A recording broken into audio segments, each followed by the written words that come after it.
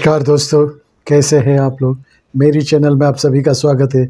मेरी channel Rangeen Raahein, a road to success, a road to startup. दोस्तों, आप लोगों का बहुत प्यार मिल रहा है। आज मैं आप सभी को इस माध्यम से थैंक्स बोलना चाहूँगा। लॉट्स ऑफ थैंक, बहुत बहुत धन्यवाद और बहुत बहुत आप लोगों को प्यार। दोस्तों, जो भी नए सब्सक्राइबर आए हैं तो मेरी चैनल के बारे में बता दूं। मेरी चैनल में मैं इंडस्ट्रीज़ के बारे में, फिल्म इंडस्ट्री के बारे में बताऊंगा और एक्टिंग के बारे में भी कुछ बताता हूं।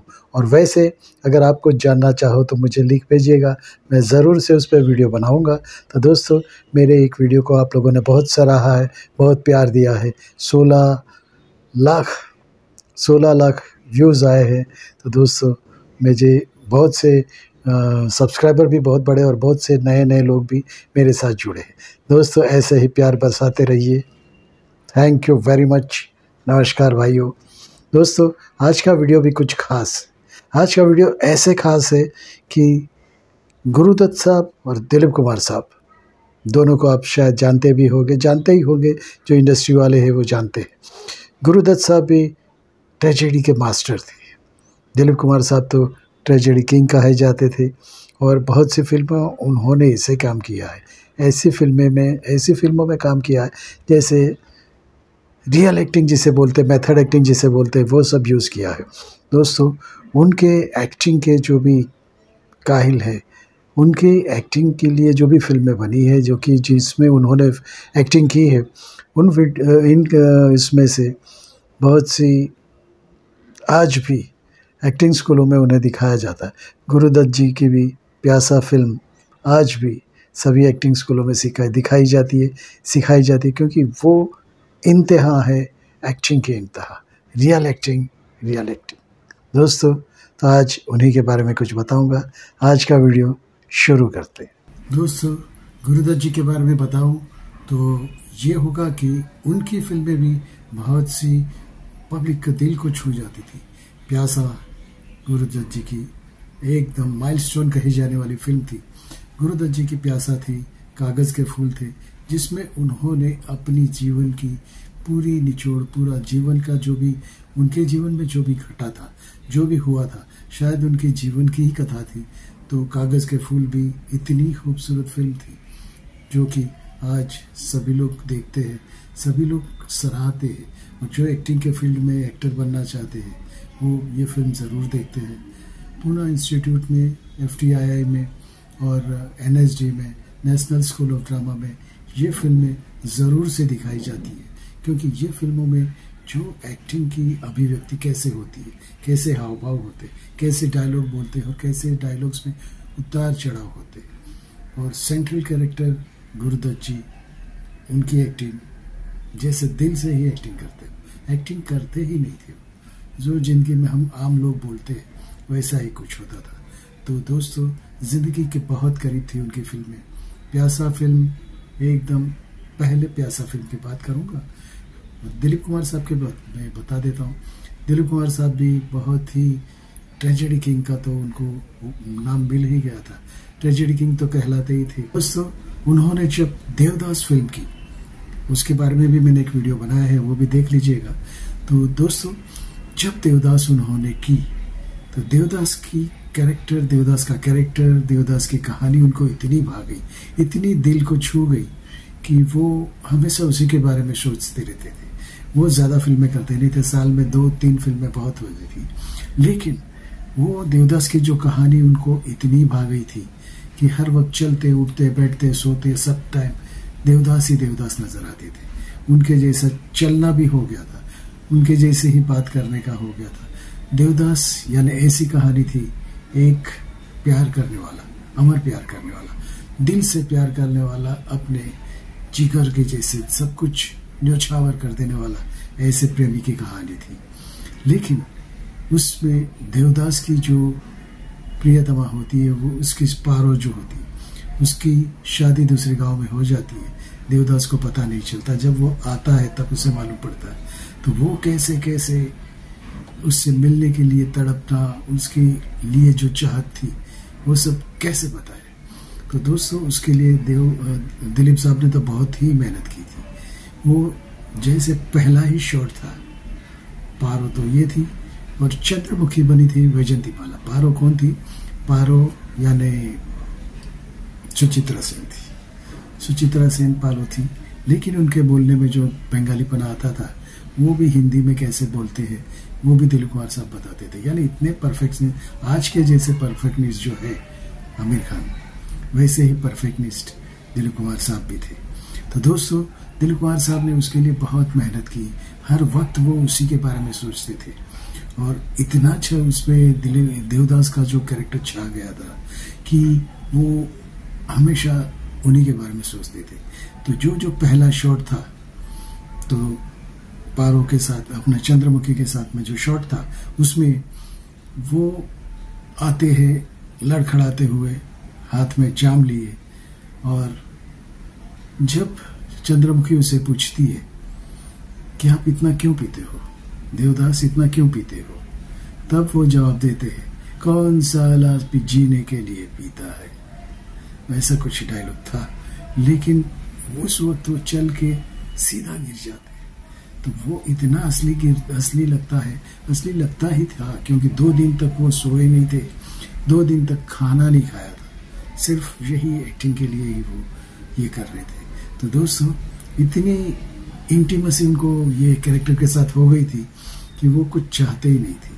तो दोस्तों, ये तो इस फिल्म के बाद ही उनको ट्रेजेडी किंग कहा जाने लगा। और अब मैं बात करूंगा गुरुदत्त जी के लिए। गुरुदत्त जी की प्यासा जो फिल्म आई थी, वो फिल्म पहले दिलीप साहब के लिए ही वो बनाए रहे थे, लेकिन दिलीप साहब के पास कुछ ज़्यादा टाइम भी नहीं था, और दिलीप साहब कहते थे कि ऐसी फिल्म तो मैंने की है, देवदास में मैंने जो शराबी की एक्टिंग जो की है, तो मैं नहीं चाहता कि मैं टाइप हो जाऊं या तो फिर वापस वही कैरेक्टर में करूं। तो ऐसा करते, लेकिन गुरुदत्त जी को उन्होंने बताया नहीं।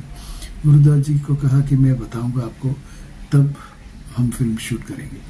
दिन भी नक्की हो गया, सब कुछ नक्की हो गया, मैं कैमरा भी सब कुछ, जहाँ पे स्टूडियो था वहाँ पे सब सेट लग गया, लेकिन दिलीप कुमार साहब आए नहीं। दिलीप कुमार साहब आए नहीं तो गुरुदत्त जी ने अपने सेक्रेटरी को उनके घर पे भेजा। तो जब घर पे गए तब मालूम पड़ा कि वो बी.आर. चोपड़ा की ऑफिस में गए। तो गुरुदत्त जी तो जाते नहीं थे, क्योंकि पता नहीं उनका और बी.आर. चोपड़ा का कुछ चल रहा होगा, तो वो जाते नहीं थे। तो वो गुरुदत्त जी राह देखने लगे, दिलीप कुमार साहब आए नहीं, तो उन्होंने अपना सेक्रेटरी को भेजा। सेक्रेटरी को मालूम पड़ा कि ये तो बी.आर. चोपड़ा के ऑफिस में है। बी.आर. चोपड़ा की ऑफिस में नया दौर फिल्म जो बन रही थी, उसके लिए गए थे। तो ये बात तो हुई, लेकिन दिलीप साहब ने उनको बताया नहीं। तो गुरुदत्त जी को बहुत बुरा लगा। गुरुदत्त जी ने सोचा कि क्यों ना मैं ही ये कैरेक्टर कर लूँ, अगर दिलीप साहब कर सकते तो मैं भी कर सकता हूँ। लेकिन उन्होंने राह देखी, 2 दिन राह देखी और आए नहीं। जब दिलीप साहब से कहा गया तब दिलीप साहब ने कहा कि मैं तो शराबी का रोल बहुत कर चुका हूँ, प्यासा में ये सब मैं कर चुका हूँ। प्यासा में नहीं, अपना इसमें मैं देवदास में शराबी का कैरेक्टर तो मैं कर चुका हूँ, तो वो मैं अभी करना नहीं चाहता, मैं कुछ अलग करना चाहता हूँ। तो ये बात गुरुदत्त जी को बहुत लग गई। उन्हें लगा कि इन्होंने मुझे पहले क्यों नहीं बताया, अगर पहले बताते तो मैं उसके लिए कुछ और इंतज़ाम करता था, या तो खुद ही करता था। फिर गुरुदत्त जी ने खुद ही वो फिल्म में काम किया, और वो हिंदी सिनेमा, अपने इंडियन सिनेमा की एक माइलस्टोन बन गई प्यासा। आप भी प्यासा मिले तो देखिएगा, और गूगल पे भी सर्च करिएगा, ज़रूर देखिएगा। कागज़ के फूल के लिए भी ऐसा ही हुआ था, कितनों के उन्होंने संपर्क किए, लेकिन किसी ने सीधा जवाब नहीं दिया, या तो फिर किसी को भाया नहीं कि इतनी ट्रेजेडी वाली फिल्में, क्योंकि बहुत से लोग जो थे, देवानंद साहब थे तो एकदम रोमांटिक हीरो की थी। राज कपूर साहब के लिए भी उन्होंने ट्राई की थी, लेकिन राज कपूर साहब बिजी होने की वजह से उन्होंने नहीं काम किया। कागज़ के फूल बहुत ही चली थी, बहुत दिल के करीब बनाई थी उन्होंने, क्योंकि उसमें कहानी उनके जीवन की ही थी। कागज़ के फूल में जैसे वहीदा रहमान को चाहते हैं वैसे ही हुआ, उनकी ज़िंदगी में भी ऐसा ही हुआ था। प्यासा में भी जो उन्होंने कहानी बताई है वो उनकी ज़िंदगी के बारे में है, उसमें भी वहीदा जी थी। तो वो शादीशुदा थे, तो उनसे शादी तो कर नहीं सकते थे, लेकिन दिल ही दिल में उन्हें चाहते थे। तो एक रात को ऐसा हुआ, उन्होंने बहुत सी नींद की गोलियां ले ली और दूसरे दिन उठे नहीं और इस दुनिया से चले गए। ये होता है। कलाकार का दिल तो बहुत नाजुक होता है, लेकिन प्यार जता नहीं पाते, या तो प्यार कर नहीं पाते। कर तो सकते हैं लेकिन बोल नहीं पाते। तो ये बात थी। तो ऐसा नहीं कि दिलीप साहब ने जैसे ट्रेजेडी की है वैसे इन्होंने नहीं की। गुरुदत्त जी ने भी बहुत सी फिल्में की थी, कागज के फूल और जो ये नाम मैंने बताया, प्यासा। तो दोस्तों, गुरुदत्त जी भी ट्रेजेडी करते थे, लेकिन उन्हें कोई किसी ने ऐसा तमगा दिया नहीं था ट्रेजेडी किंग का। ये प्रेस वाले ही ट्रेजेडी किंग ये सब बताते रहते। जैसे अमिताभ जी को एंग्री यंग मैन का तमगा दिया था, राजेश खन्ना को पहला सुपरस्टार का जो तमगा मिला था।